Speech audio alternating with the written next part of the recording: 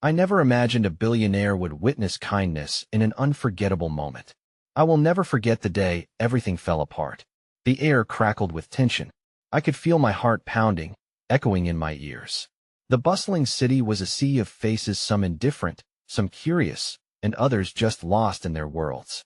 I was standing there, frozen, under that glaring neon sign that blinked help like an emergency beacon. The world felt strangely surreal. It was a day like any other until it wasn't. I was on my usual route to the cafe when I stumbled upon chaos. A little girl, no more than 5, sat on the pavement, tears streaming down her cheeks, her teddy bear cradled tightly in her arms. She was lost. Panic radiated from her tiny frame, and it pulled at my heartstrings. Dim, wide gaze darted around.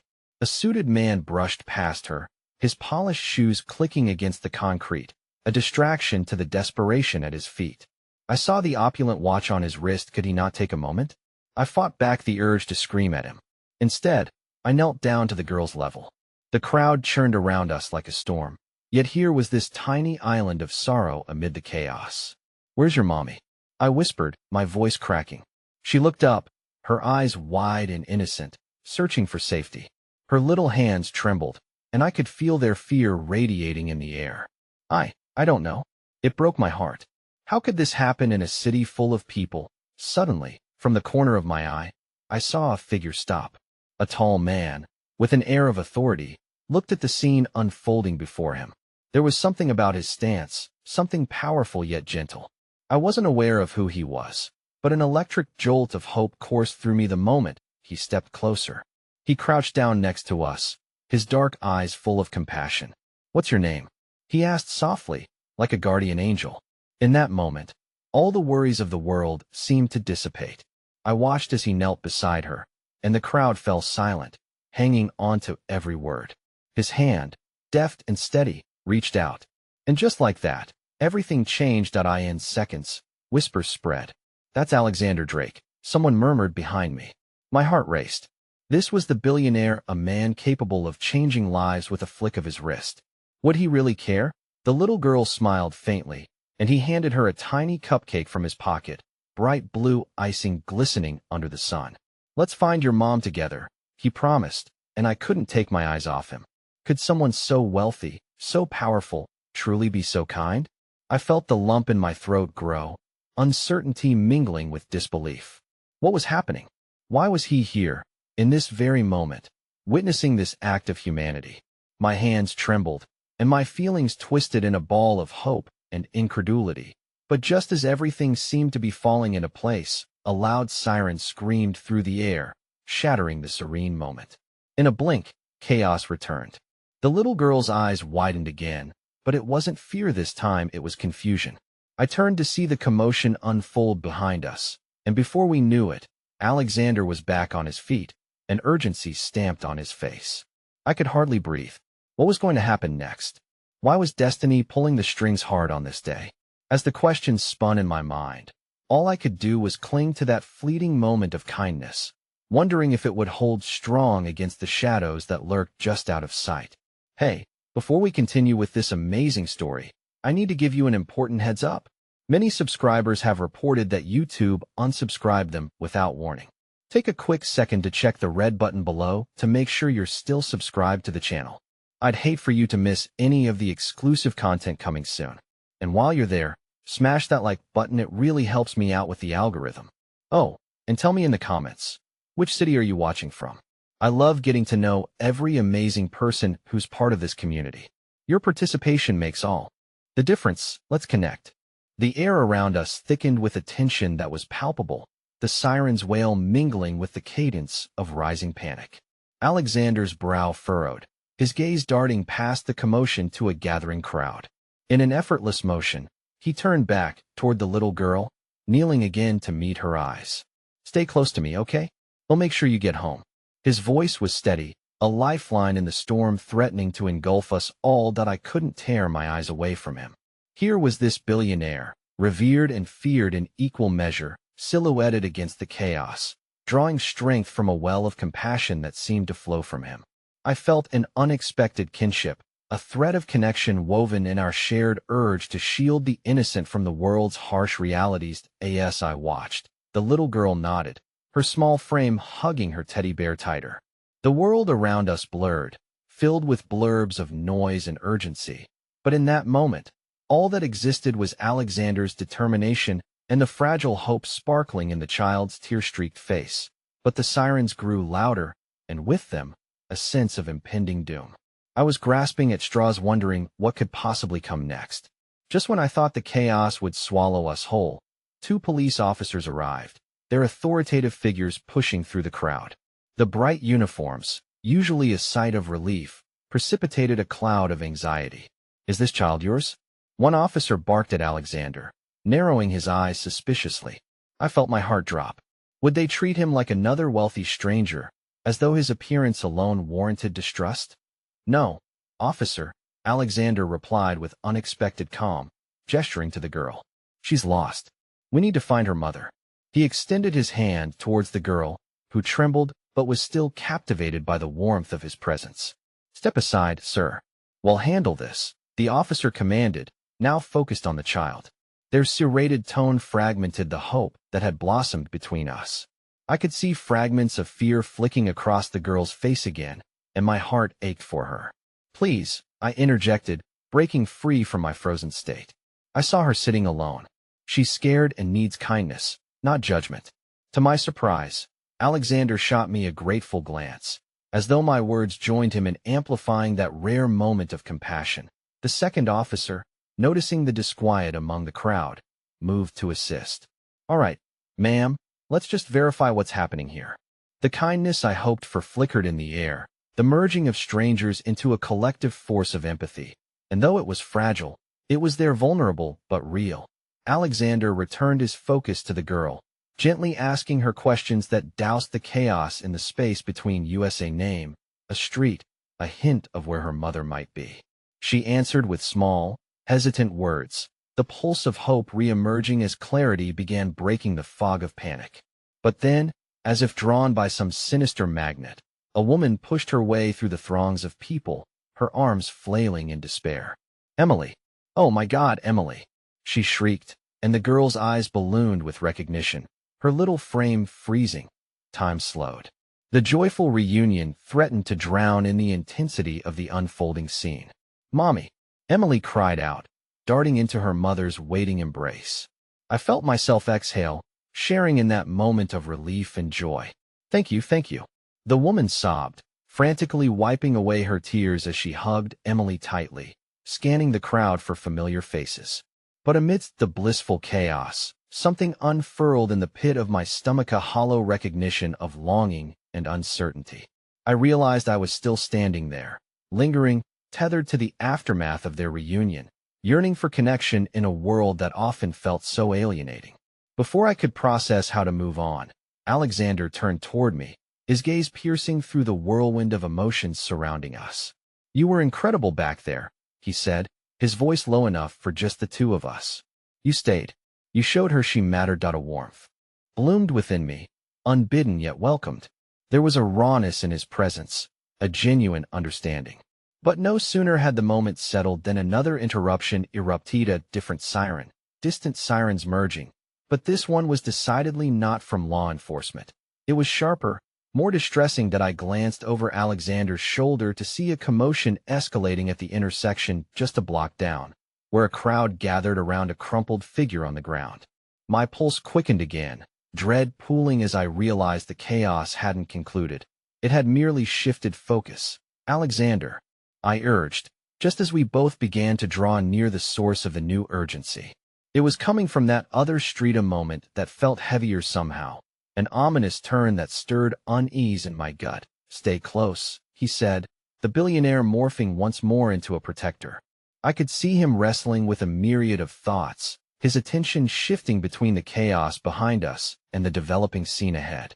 The earth felt askew, and just as I thought I understood the path we would tread together, the weight of an unseen threat loomed larger. With my heart pounding in my chest, not just from adrenaline, but from the inexplicable connection we were weaving, I took a step forward, my gaze locked on the distant turmoil. The thought coursed through me. In a city of glimmering lights and endless possibilities, kindness flickered like a candle, a fragile thing, always on the verge of extinguishing in a windstorm of fate. And yet, the city needed its candelabra, its heroes. I could feel our lives converging, and I couldn't shake the weight of the moment bearing down on us. "Are you ready?" Alexander asked, his expression shifting, a silent question hanging in the air between us. My breath caught. Whatever awaited us at that intersection could lead to more than just Chowsit, could mark a moment that changed everything we thought we knew about ourselves and each other. "I don't know," I whispered, not just an answer but a prayer. But before I could comprehend what lay ahead, a figure stepped from the shadows, eyes glimmering with veiled intent and omen amidst a dawning thread of connection. The crowd swelled around us, an unyielding sea of confusion and concern. I felt fragile, like glass teetering on the edge of a table, ready to shatter at the slightest bump. Fear intertwined with something more profound, the stirrings of a connection so raw and genuine, I could barely comprehend it. As I stood beside Alexander, watching the chaos unfold just up the block, an unsettling tension threaded through the air. "Can you see what's happening?" I asked, craning my neck to try and glimpse the commotion. Alexander was already moving, stepping forward as if instinctively drawn toward the unrest. "No," he replied, voice steady, though I could sense the tension coiling in his muscles. "But we need to find out." He turned to me, those piercing gray eyes holding mine for a moment longer than necessary, a silent plea swirling in the depths. "Stay by my side." I swallowed hard, repulsed by the clamor of alarm bells ringing in my mind. But I nodded. As we moved forward, the crowd shifted, panic bubbling beneath the surface like a pot of boiling water ready to spill over. I gripped the edges of my jacket, feeling a cold knot of dread slice through the warmth Alexander had ignited within me. Whatever lay ahead, it felt as though it would draw us deeper into an unknown darkness. We reached the intersection and peered into the circle of onlookers, who stood transfixed, morphing from spectators to participants, their breaths held tight, as if the very act of exhaling could unleash whatever horror lay before us. I pushed against the tide of humanity, desperately searching the faces for some sign that what we were about to witness wouldn't unleash chaos into our fragile moment of connection. And then I saw the figure on the ground, crumpled and still. A wave of emotion washed over me, sharp and hollow, as I grasped the enormity of the situation. A man lay sprawled out on the cold pavement, unconscious, his blood seeping slowly into the cracks between the asphalt. The crowd murmured in shock, a chorus of gasps and whispered threats blending into a single, cacophonous note of despair. "Someone call an ambulance," shouted a voice from the back, urgent and frantic.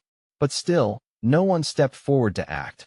All of us caught in a web of fear and apathy, a grotesque reflection of humanity in the worst kind of moment.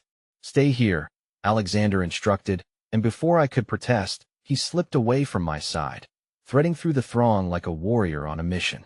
"Alexander," I called, but my voice was swallowed by the ambient noise, the sirens, the murmurs of fear, the surrealization of the scene. I felt both helpless and furious. I wanted to encourage him to stay back, to keep himself safe away from this chaos, but even as I wrestled with the thought, I realized he would never do such a thing. Compassion coursed through his veins, a calling more potent than fear. He knelt beside the fallen man, and I felt my stomach twist as I watched. Moments stretched, each second dragging like a heavy weight. The sight of blood on the pavement felt like an anchor dragging me into the depths of darkness, my heart thudding loudly in my ears. Slowly, I managed to push my way forward until I was close enough to see Alexander trying to rouse the man from his stupor. He called the man's name, though I couldn't catch it. "Stay with me," he urged, his voice threading through the noise, laced with an urgency that made my heart ache. As I watched him, I remembered the little girl, Emily, safe in her mother's arms just moments before, a bittersweet reminder of the fragility of safety in such a tumultuous world. I felt a surge of anger rising within me at Alexander, but at the injustices that had laid this man low, at the strangers around me who hesitated even to help. Finally, I stepped forward, pushing through the last of the crowd, my fear eclipsed by something more powerful. "Let me help," I called, raising my hands. "Someone has to do something." My voice broke the spell of the gathering crowd, a faint spark of urgency igniting within them. Slowly, a few people sidled closer, while others remained rooted in place, fear locking their feet to the ground. Suddenly, I felt a firm hand on my shoulder. I turned to see a woman with determined eyes. "I have a first aid kit in my car," she said, her voice the steady drumbeat I had been yearning for. "Let's get to him." As we both moved into the circle, I caught a glimpse of Alexander's concerned gaze. He met my eyes and nodded, a silent agreement that we were in this together, facing the chaotic winds of fate arm in arm. And then, just as I knelt beside Alexander, an inexplicable tension shifted in the air. Sirens that had once seemed distant now grew nearer, and yet the pieces of the puzzle didn't quite fit. Up ahead, a car screeched to a halt, its headlights blinding us all momentarily. I squinted, visions of dread swirling through my mind, for from that vehicle emerged a figure clad in a uniform. A medley of insignias glinted in the light, and a wave of recognition crashed over me as the figure stepped closer. The realization sent chills through my spine. The face was familiar, but the intentions behind those eyes were murky, a storm brewing around what it meant for us all. The air between us crackled with 1,000 unspoken words, and in that moment, my heartbeat quickened again, not from fear, but from something sharper, more lethal. I could feel the course of destiny shifting beneath our feet, bringing with it a revelation that could unravel not just this moment, but everything we held dear. "Get back," the figure barked, their tone cutting through the surrounding chaos like glass shattering in silence. And just like that, our newfound connection, that warm flicker of hope in a world spinning out of control, trembled, rattling under the weight of an unfamiliar fear and an unasked question that lay just beyond the chaos. The air pulsed with tension as the figure in uniform approached, radiating a blend of authority and fear. I could hardly breathe, the jolts of anxiety coursing through me like shocks of electricity. I searched for Alexander's gaze, wanting to anchor myself in the warmth of his determination, but his attention was fixed on the off-camera reflection of confusion mirrored in his furrowed brow. "What's going on here?" the officer yelled, his voice slicing through the murmur of the crowd. I felt the tension escalate, like a rubber band pulled taut and ready to snap. I swallowed hard, trying to steady my racing heart. The instinct to protect, to shield myself and the people around me, surged within me. Moments hung suspended, crowding together like mismatched puzzle pieces.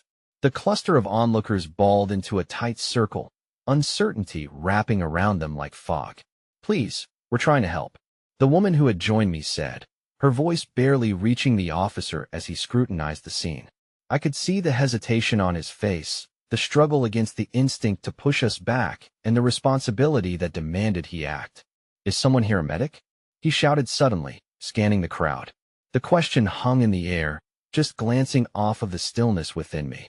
A moment passed, a sense of isolation welling up inside as I thought about the man lying on the ground, vulnerable and alone. A rush of adrenaline propelled me forward. "Two can help. We can help.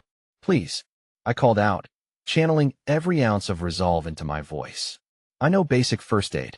The words flowed out before I could stop them, a mixture of desperation and hope intermingling and pooling deep in my chest. The officer hesitated for a breath longer, but then gestured emphatically. "All right, then get in there. But don't make it worse." I knelt beside the man, my knees sinking into the cold pavement, nerves buzzing as all eyes locked onto our small group. I tried to pull my focus away from the weight of the crowd's scrutiny and center myself on the task at hand. With gentle hands, I placed 2 fingers on the man's neck, searching for a pulse. The rush of human life throbbed beneath my fingertips, both a relief and a painful reminder of the impermanence of existence. As I turned to face Alexander, I found him watching me, the flicker of admiration mixed with panic etched onto his face. I had never seen such intensity in his gaze, a demand for strength I felt unworthy of. "Is he breathing?" he asked, his voice tight with fear as he shifted closer, his presence both a security blanket and a flutter of uncertainty. "Hold on, I'm checking." I leaned in, tilting the man's head back slightly. "He needs help." Just as that thought settled, the crowd ebbed slightly. I exchanged a look with the woman beside me. She nodded, her own determination awakening the idea of unison. Together we worked, an unexpected alliance in the chaos. As we began to administer aid, I heard the call of distant sirens drawing nearer, a ghost of security approaching from behind the scenes. The vibrations reverberated through the ground beneath us, and yet fear lingered, vibrating even more intensely with the unwelcome arrival of a storm brewing above. Suddenly, a piercing shriek sliced through the chaos, drawing every eye. I turned just in time to see a figure sprinting toward us from the rear of the crowd, a woman, panting heavily. Her hair was wild, and panic colored her features a sickly shade of pale. "Wait," she called, her voice desperate and raw. "That's my brother." The words crushed against my heart, forcing the weight of an unseen dread open. I felt every eye in the crowd turn toward this woman, the realization dawning swiftly and painfully. Her brother. My stomach twisted even more at the thought of the man lying on the ground. Now a story unfolding before us, a family shattered in an instant by this moment of chaos. "Are you a medic?" I called out, imploringly searching her eyes for any answers, any glint of hope she could give me. But she only shook her head, the horror dawning in realization. "And oh, but he's all I have," she sobbed, stepping closer, desperation transforming into a sobering fury that ignited a fire beneath the crowd's eerily contemplative surface. "Someone do something." The officer tensed, his own calculations shifting as the weight of responsibility bore down heavier. "Help is on the way," he reassured, yet the uncertainty in his voice disbanded any hope. The sirens were a comfort slowly turning into a cruel joke, mocking our inability to act in the face of fear. As the woman knelt beside her brother, I looked to Alexander again, and a silent understanding passed between us. The shock of this moment shifting our connection deeper into the raw vulnerabilities we had both been holding at bay. But just as I dared to hope that we could move together through this storm, shadows edged across my consciousness, dark and foreboding. I sensed the officer's uncertainty twisting into a different form. The glint of something metallic caught my eye, a handcuff glimmering within a pocket at his hip. Moments blurred in time, and I realized, what if this wasn't simply an accident? What if a fracture in the fabric of safety had begun to reveal itself, ripping apart everything we thought we understood about this world? I couldn't shake that feeling, that something more sinister lay beneath the surface of what we saw, ready to surface and engulf us all. "Get back!" The officer barked again, but this time the urgency in his voice felt sharper, louder, fueled by a foreboding dread that pulsed through the air. And just like that, our connection, woven together by kindness in a moment frozen in suffering, felt less like a refuge and more like a bridge into an unknown darkness riddled with secrets, setting us on a path from which there was no return. The air grew heavy around us, thick with desperation and fear as the woman cradled her brother's head in her lap, her tears mingling with the rain beginning to fall. It was as if the universe itself had opened up, pouring its sorrows onto the pavement beneath us. I brushed my thumb against the man's wrist, feeling the pulse flutter weakly against my skin, a reminder that life persisted, even in the worst moments. "Stay with me. There's help coming," the woman whispered, her voice cracking like glass, desperate to hold on to whatever little hope remained. The sound of her anguish washed over me like a wave, hitting with such an intensity that I struggled to breathe. I looked at Alexander, who was knelt beside me, his gaze fixed on me with an intensity that both comforted and frightened me. "What can we do?" he asked, his voice soft yet strained with urgency. "We have to keep him awake," I replied, my mind racing with all the first aid training I had ever taken. "Talk to him, keep him talking." I met Alexander's eyes, trying to read his thoughts amidst the chaos. He nodded, the determination flickering back to life within him. Hey, can you hear me?" Alexander leaned closer to the man, his voice steady against the rising storm. "You're going to be okay. Help is on the way. What's your name?" A flicker of awareness crossed the man's features. His eyes cracked open slightly before fluttering again, but it was enough for us to grab onto. "Sam," he breathed, the voice barely a whisper, as if even the smallest effort to speak drained him. "Sam, listen to me," Alexander urged, wiping the rain from his forehead. "You're not alone. Your sister's right here, and you're going to be all right, I promise." It was beautiful to see, a tenderness that felt, for a moment, like a fragile bridge over an abyss. But as I glanced back at the officer, an unsettling palpability hung in the air. His eyes narrowed into slits, focused not on the help running towards us, but on the crowd, and my heart sank at the realization dawning within. Mayhay felt threatened. I focused back on Sam, trying to inject calm into his frantic energy. I felt a sudden lurch in my gut. The commotion around us thickened as the crowd, like a living organism, began to shift and pulsate with growing anxiety. "What's happening?" I murmured to Alexander, suddenly acutely aware that the officer's unease was seeping through the groups of people like an insidious fog. "Let's just focus on Sam," he replied, his thumb brushing over the man's brow to wipe away the sweat, an act of tenderness amidst this chaos. But before I could respond, the officer's voice rose above the sounds of the crowd, tinged with authority and an edge of panic. "Everyone needs to disperse. It's not safe here. Not safe." The woman gasped, her face twisted in disbelief as she looked up at him. "My brother is here. I need help. He can't go anywhere." With growing outrage, I followed her gaze back to the officer. "What do you mean?" I demanded, feeling the weight of his orders burden the air around us. "People are hurt. You can't just stand down." He barked, his body tense and rigid, as if every word was laced with a threat. But I couldn't fight the rising fear boiling beneath my skin, urging me to take action no matter the personal cost. "He is injured," I shouted back, fueled by something deep inside me. "We can't just leave him. What if he dies?"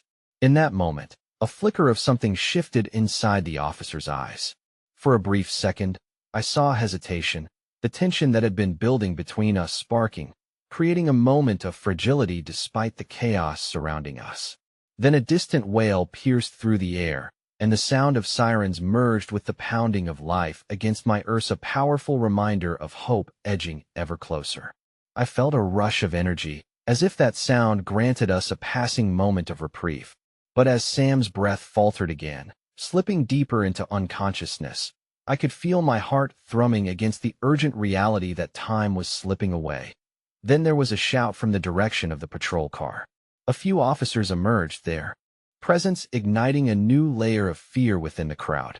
They moved quickly, scanning their surroundings like hawks, and I could sense the shift turning into something much darker. "Step back," one yelled, directing his energy toward the people who had gathered too close. "We have a situation. What's going on?" I stammered, glancing at Alexander, who was now standing. The worry etched across his brow mirrored my own.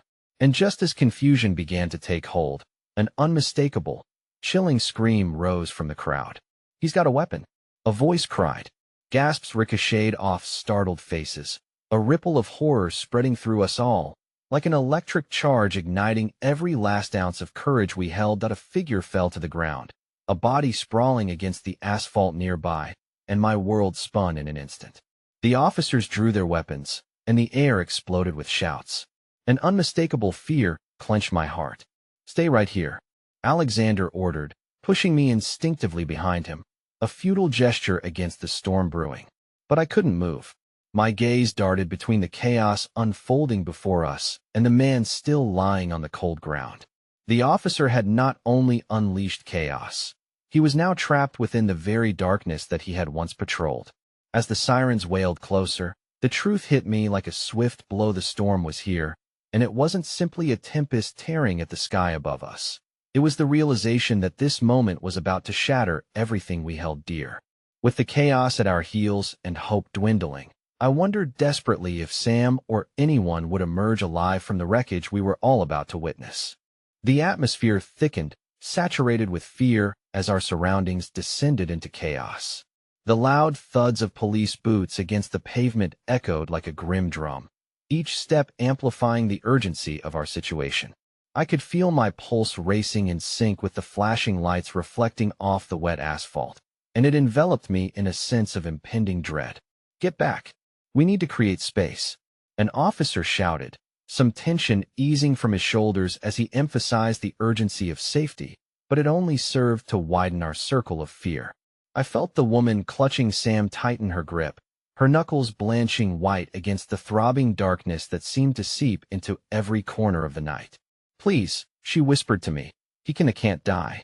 Her voice cracked even louder under the pressure of the encroaching sirens and the chaos of the crowd. "Just keep talking to him," I urged, my voice barely above a breath. The weight of her fear pressed down on me, melding with the relentless concern for Sam. "Please stay with us, Sam," she said, shaking as she leaned closer. "Remember when we used to chase fireflies by the lake? You promised you'd always catch them for me." The painful yet sweet memory hung in the air, weaving a thread of warmth through this cold night, a reminder of brighter days. I saw a flicker in Sam's eyes, and for a moment, I thought he might cling to those memories, even as darkness threatened to claim him. But just then, a loud bang erupted, an unmistakable sound of panic in the crowd erupted into screams. I felt Alexander move closer, protectively placing himself between me and the chaos. "Stay low, stay close to me," he said, the fear coloring his voice. I can't just sit here," I protested, my instincts urging me to push forward. Sam needed attention, and my heart latched onto the hope that perhaps someone could save him.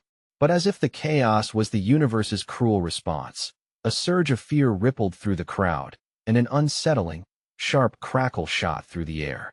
The officers' voices intermingled in a cacophony of urgency and adrenaline as they formed a perimeter, weapons drawn, tension taut enough to snap. In that moment, I realized we were not just witnesses. We were unwilling participants in a darkness that was quickly spiraling out of control. Then, amidst the rising panic, a figure emerged, a man, easily recognizable even in his disheveled suit, pushed his way through the crowd. Drenched from the rain, his eyes were wild with uncertainty, and yet there was an inexplicable sense of purpose in his stride. It was Nathaniel, the billionaire whose name painted every magazine cover in glittery gold, a man carved from privilege yet undeniably entrapped in the grief of this night. "What's happening?" he called out, his voice strained but steady as he approached the officers at the front line.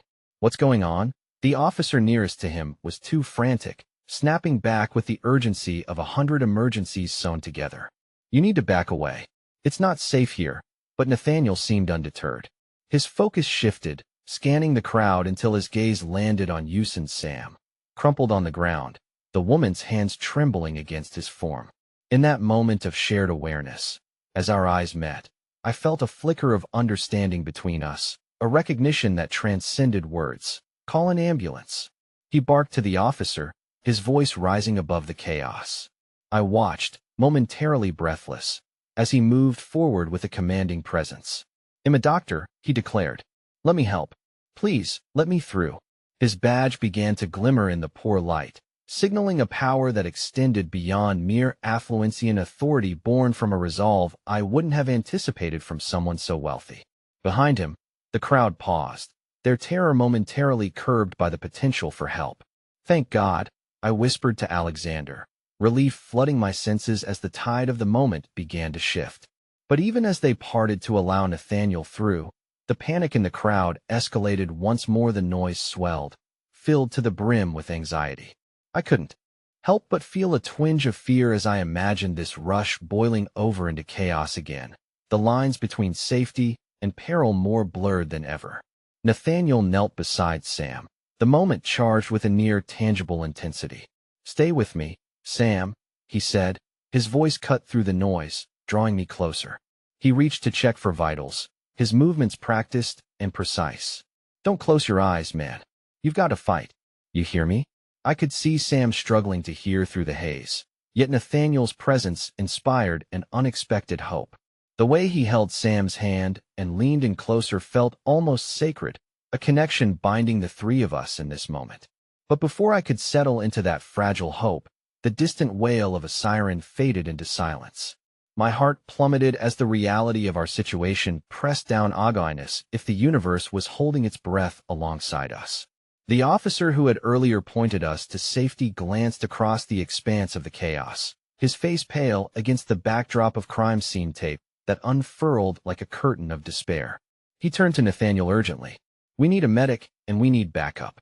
Now I could already sense the weight of what was about to unfold, the ominous shadow looming over us, creeping in with every passing moment.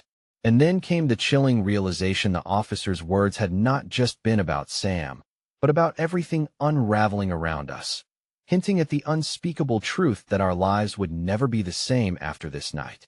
With dread heavy in my chest, I turned to Alexander, his eyes wide with the same understanding. The storm outside paled in comparison to the one brewing within the hearts of the people gathered in this broken tableau, leaving us teetering on the edge of a reality where everything we cherished might shatter before dawn. The chaos swirled around us like a tempest, a cacophony of panic and despair that drowned out any glimmer of hope. I watched Nathaniel work on Sam, his brow furrowing in concentration as he checked for a pulse and called out to him with an unwavering determination. My heart raced as I felt tension rippling through the crowd, a palpable fear that the night would only deepen its grip on us. "Don't you dare give up, Sam.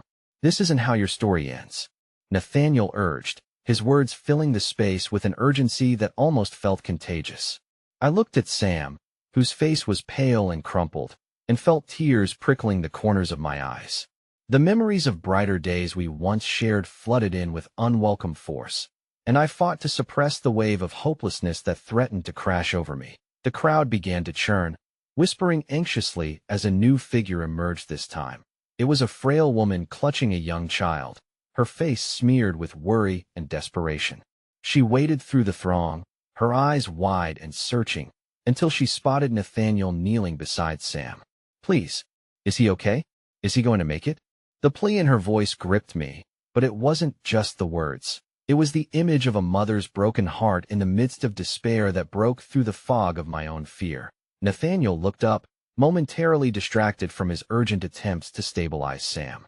"We're trying," he replied, his voice steady but laced with the acknowledgement of uncertainty. "We need an ambulance. There isn't much time. You have to trust me." There was a softness there, a flicker of warmth amidst the coldness of the night, that seemed to reverberate in the crowd. People began to turn to one another, a communal hope igniting like a small flame against the dark as the dim light of a nearby street lamp flickered ominously. I found myself scanning the faces around me. Strangers were beginning to hold hands, comforting one another in the face of the unknown.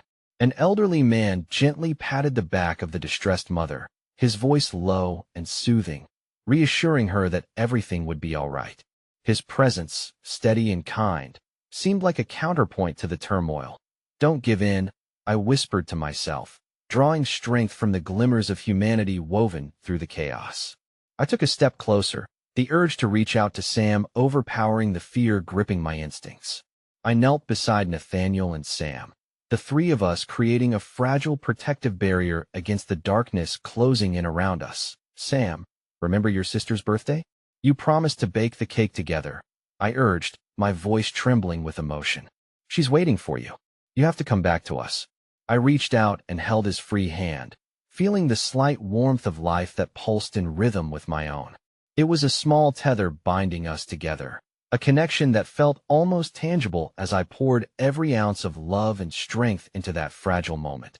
The sirens wailed in the distance, their urgency growing closer, but with each passing minute, that sound became intertwined with the very air we breathed. Nathaniel, focused and unyielding, kept Sam engaged with memories, recounting light-hearted stories even as our fears spiraled around us. The bond forged in those moments cracked open fresh possibilities, as though we were weaving threads of hope into the darkness. But just as the flicker of hope blossomed, an unexpected voice shattered the stillness. A man shouted from the edge of the crowd, his tone filled with accusation. "What's taking so long? Someone do something." A harsh wave of impatience rippled through the onlookers, feeding into the dark energy that threatened to unearth our fragile peace. The air thickened anew, stung with unresolved tension, and it struck me that Nathaniel was not just fighting for Sam, but against a tide of despair threatening to consume all of us. I turned my gaze back to him, and there was a fire in his eyes that kindled my own. Perhaps amidst this unyielding chaos, he was our Ancora beacon of resilience. Then, as if the universe were toying with our deepest fears, a bone-chilling scream erupted from the direction of the police line, cutting through the tumult with surgical precision. A woman shrieked, her voice distorted by terror. "No, you can't take him. He's innocent." My heart lurched at the sound, mirroring the terror resonating from the crowd. Nathaniel's gaze shifted sharply towards the commotion. Stay with him. He shouted at me, but as he rose to address the sudden surge of crowd sorrow, I could see the determination in his stance waver ever so slightly. I felt a shiver trace down my spine. What is happening? I whispered, my mind racing before I realized the implications of that statement. The chaotic scene was shifting again, as if the very fate of our lives hung in the balance. I looked to Alexander, who was at my side now, his eyes wide with the same unsettling realization. Sometimes the darkness shuffles our choices into open air, he murmured, his voice laced with raw emotion. And just like that, in the blink of an eye, a piece of our future seemed to slip away, consumed by the mounting shadows, leaving us with the cold and haunting suspicion that we were all teetering on the brink of something far worse than we had ever fathomed. Anxiety settled over me, heavy and oppressive, as the chaos unfolded into an unrecoverable fracturia fracture that just might change everything. As the panic began to twist and coil like smoke through the crowd, I sensed an undercurrent of vulnerability lurking beneath the surface, threading through the fear that had gripped our lives. The woman's scream lingered in the air, a reminder that we were all one decision away from unimaginable loss. I turned to Nathaniel, his form silhouetted against a backdrop of chaos, his resolve flickering but unyielding. Stay with him, he had commanded, and in that moment, each word weighed down on my chest. How could I remain rooted in this spot when turmoil bordered around us, an ocean swelling with anxiety? My grip on Sam's hand tightened, the warmth of it igniting my spirit even as the shadows pulled further down the square. Several figures slipped into passages framed by the chaos. The paramedics had arrived, their arrival heralded by red and white lights that flickered through the crowd like a harbinger of hope. As they pushed through the throng, the gathered bodies parted, revealing a path strewn with the nervous energy of the unexpected. But just as the paramedics knelt beside Sam, ready to help, the flat voice of authority broke through the ambient noise. Clear the area. Everyone step back. It was a police officer, whose commanding presence did little to quell the rising tension. Momentarily lost in the unfolding spectacle, I caught sight of the elderly man comforting the young mother earlier. He appeared anxious, his hands trembling as he looked back, torn between staying to support those in distress or complying with the officer's ordered "No, I need to stay," she cried out, voice clenched in panic. "He's my brother. He can't be alone." The desperation in her eyes sent a sharp pang through my heart, arcane in its familiarity, a reflection of my own fear for Sam. Somehow, I felt that if the ground beneath us could wrench apart, maybe it might swallow all of this anguish whole. With renewed urgency, I turned to Nathaniel, who was still tending to Sam, the imparting rhythm of his voice steadying Sam like a metronome against the chaos. "Nathaniel," I called, desperate to keep his focus anchored. "Let me help you. Please, we can do this together." In that moment of vulnerability, Nathaniel looked at me, and in the depths of his gaze, I could see not just a man fighting against grim odds, but someone waking up to a flickering possibility. "You're right," he breathed, a small nod of determination igniting the flame between us. "We can't let the darkness win." As we prepared to help the paramedics, a figure appeared beside us, an unexpected interloper with a sharp ensemble that suggested wealth and power, but was countered by the concern etched on his brow. An older man, his expression intertwined with intrigue and genuine fear. "What's going on?" he asked in a commanding voice, eyes darting between Sam and Nathaniel, his presence impacting the frantic energy around us. "Please, he needs help. We don't have much time," Nathaniel called back, something in his demeanor shifting. There was an earnestness in the air, anticipation tightening the strings of hope that had been newly woven amongst us. To my surprise, the affluent man took a step forward, his voice dropping an octave as he addressed the paramedics. "I can provide funding for any necessary resources," he offered, a stark contrast to the chaos surrounding us. "Whatever it takes, just save him." I faltered for a moment, caught off guard by the sudden emergence of kindness from someone who could easily remain aloof in the face of ordinary struggles. As if mirroring my thoughts, the frail woman turned toward him, her eyes shimmering with wonder, but equally surrounded by fear. "You can't save him just by throwing money at this." The man held her gaze, unwavering. "No, but I can help." His voice held a quiet strength, and in that moment, I began to believe that sometimes hope could emerge from the unlikeliest of sources. The paramedics sprang into action, a flurry of motion and sound enveloping us as they worked to stabilize Sam. I felt the warmth of Nathaniel beside me, our shared purpose grounding me against the uncertainty. Together we stood as witnesses to a raw spark of resilience igniting within the chaos, reminding me that even in the darkest moments, pockets of kindness could shine through the suffocating darkness. Then, almost impossibly, as the sirens faded to a murmur behind the storm of activity, a figure stumbled onto the scene, a girl with heart-shaped cheeks and mischievous curls, a sign of childhood innocence in stark contrast to the heaviness surrounding us. It was Sam's sister. Before I could process her presence, her eyes locked onto mine, wide and imploring. "Where's Sam?" she demanded, innocence laced with an unsettling weight, a shiver of foreboding passing through me. I opened my mouth to answer, but the words hung on the edge of my lips. How could I possibly tell her?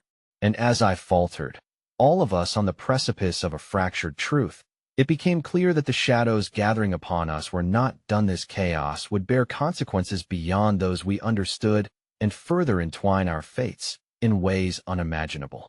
The world around us spun out of control, yet in that seemingly chaotic moment, time appeared to drag, stretching every heartbeat painfully slow. My eyes darted between Sam, the paramedics, and the little girl whose expression sought clarity amidst the turmoil. "Where's Sam?" she asked again, her voice trembling on the edge of tears, as if the question itself was a talisman that might conjure him back to her. I swallowed hard, the lump in my throat heavy with what felt like 1,000 unsaid words. He's hurt, but they're doing everything they can," I managed to say, my heart aching for the innocence she bore. Her wide eyes glistened as she drew closer to me, and I felt an instinctual urge to shield her from the ugly truth hanging in the air. The moment was cut short as Sam's sister pressed her small hand against my leg, grounding herself as if to connect with something solid amidst the encroaching shadows. "I want to go to him," she demanded, determination igniting a spark of defiance in her eyes. I glanced desperately at Nathaniel, who bore an expression of grim resolve, reminding me that every choice we made mattered now more than ever. "We can't let her feel helpless," he said, looking at the girl as if she were made of fragile glass. "We have to make sure she knows Sam is fighting, that there's hope." The unfamiliar man, who had offered his support only moments before, stepped forward again, sensing the weight of our shared devastation. His sharp gaze softened as he crouched down to face Sam's sister, and, for the first time, I saw the humanity behind the veneer of privilege. "What's your name, sweetheart?" he asked, his voice more gentle now, reaching out as if to offer some magic in the bleakness. "Ellie," she replied, her small voice cutting through the noise like a soft breeze amidst a storm. "Ellie," he repeated, as if savoring the name. "Listen to me. Your brother is strong, and he's not alone. We're going to do everything we can to make sure he gets better. I promise." Her eyes searched his face, skepticism etched within their depths, but the earnestness of his promise flickered like a fragile flame igniting in her heart. I held my breath, secretly hoping she would find comfort in his words, as would I. Feeling the weight of the moment, I knelt beside her. "He would want you to be brave, Ellie, just like he's being brave now." With those words encircling us, the air began to shift slightly, the heavy dread pulling at my resolve, starting to loosen its grip. The paramedics continued their work with a relentless precision, orchestrating their actions like a symphony amidst the noise. In the back of my mind, I understood this flicker of hope was fragile, but it was a flame worth nurturing, for the night was far from over. Just then, a commotion broke out on the periphery of our small gathering. I turned to see the elderly man who had earlier interrogated the police step forward, addressing an officer with a voice low yet commanding. "This isn't how we handle emergencies," he said, his cheeks flushed with indignation. "You're causing more harm than good. We need to allow the families to remain close." A murmur of agreement rippled through the crowd, voices blending into a rising tide of empathy. The officer, caught off guard by the wave of unexpected support, hesitated, his authority challenged rather than obeyed.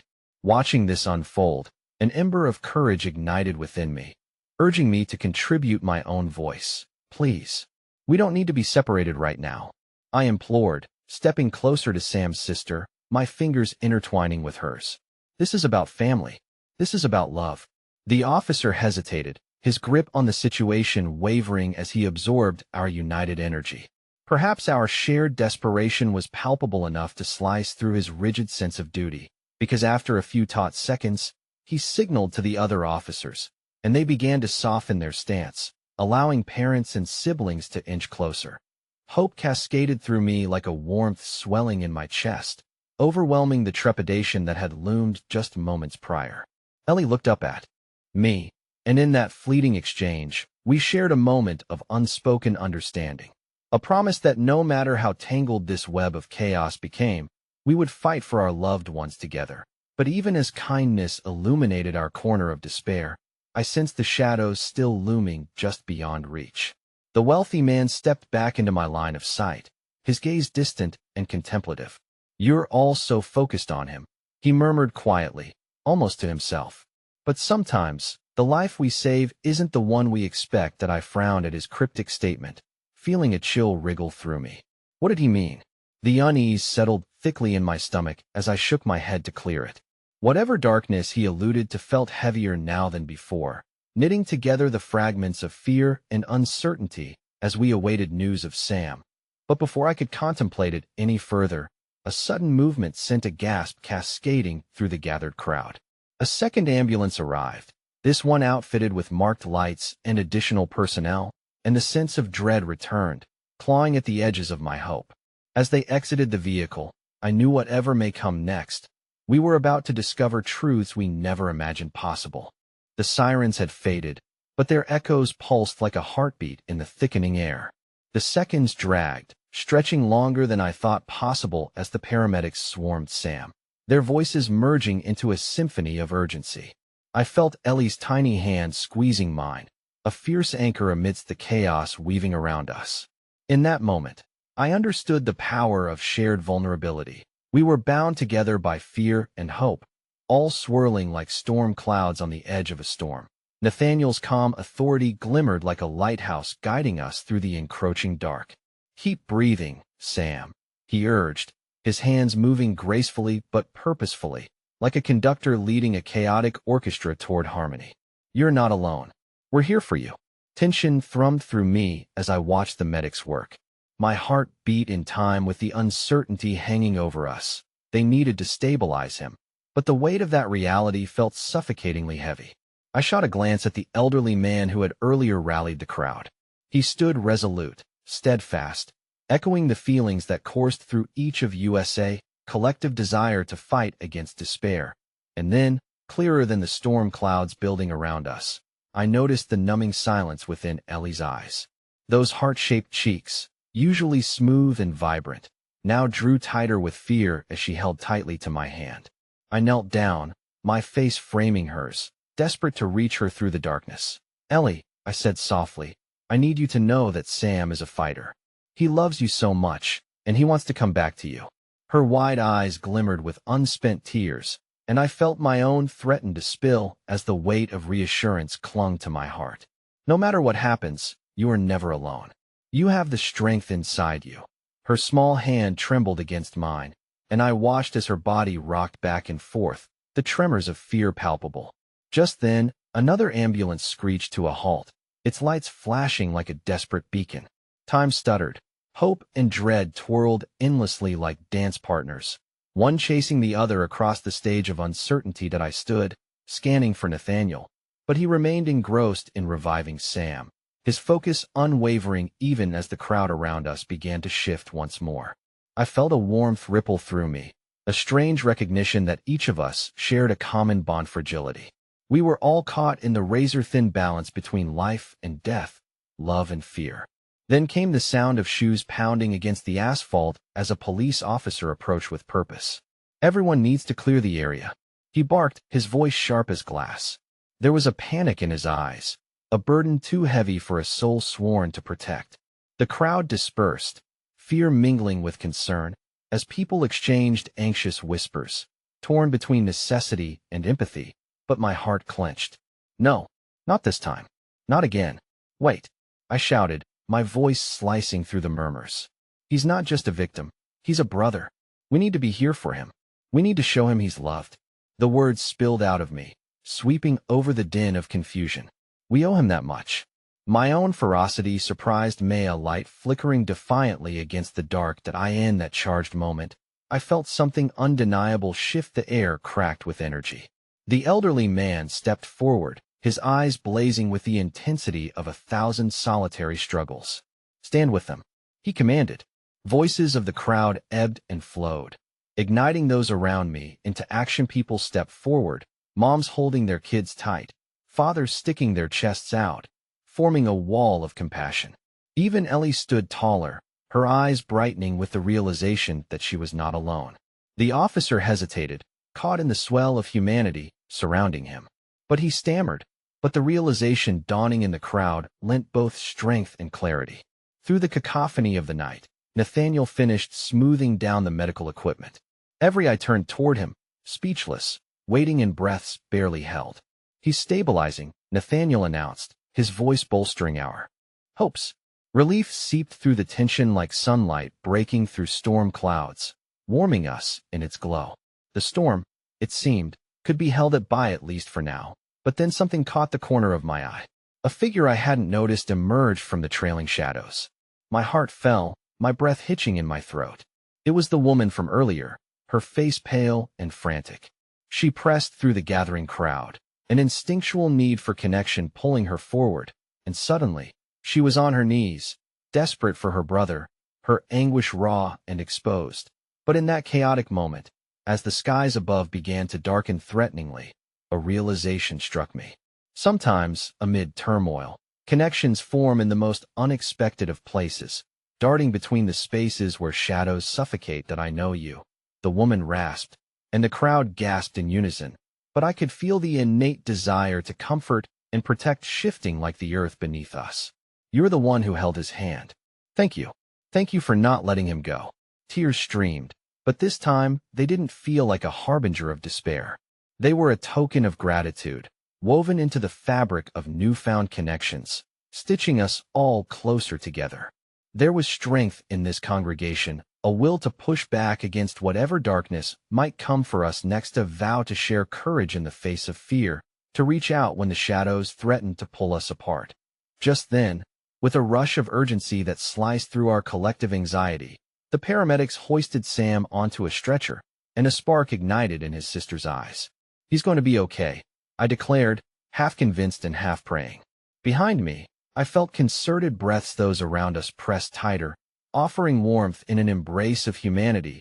In the seconds that followed, as they moved him towards the ambulances, a storm of lights behind them flickered to life, each one a moment of hope illuminating the way. And I could still hear Nathaniel's voice echo through the crowd, pushing back against the fears that lingered like tendrils in the night. We can do this, he implored, drawing on the collective strength that swelled amongst us. And then, Ellie stood, a small figure with the weight of the world on her shoulders, stepping closer to the collection of strangers who had become her family through some great reckoning. You're going to be there when he wakes up, right? She asked, the innocence of her question shattering my heart. The truth pulsed between us enough to bridge the gap between uncertainty and comfort, and I knelt beside her, wrapping my arms around the little girl in a gentle embrace. We won't leave him alone, I promised, feeling the heartbeat of countless lives intertwined. The bond of time, of shared grief and hope, a vulnerably raw connection stronger than the darkness still prowling beyond the light. And just as the distant sirens slowly receded, I felt my own heart begin to lighten with each passing moment. The collective weight of fear began to ebb against the shelter of shared warmth. In the eye of a storm that could still fracture our lives, we stood together, intertwined in humanity, healing amidst the chaos. In that instant, something shifted deep within Maya's sense of purpose blossoming, the remnants of darker nights melding into brighter tomorrows. If this was the battleground, I would wield love like a shield, relentlessly pushing against whatever would attempt to rip apart the threads of kindness we had found this night. Because, together, no matter how many storms raged against the horizon, we were steadfast against the encroaching night, our hearts connected stronger than ever, shining fiercely into the eternal dark. And with that realization, I found my voice, steadier than the storm that lingered, resonating with those gathered around me. Let's bring him home.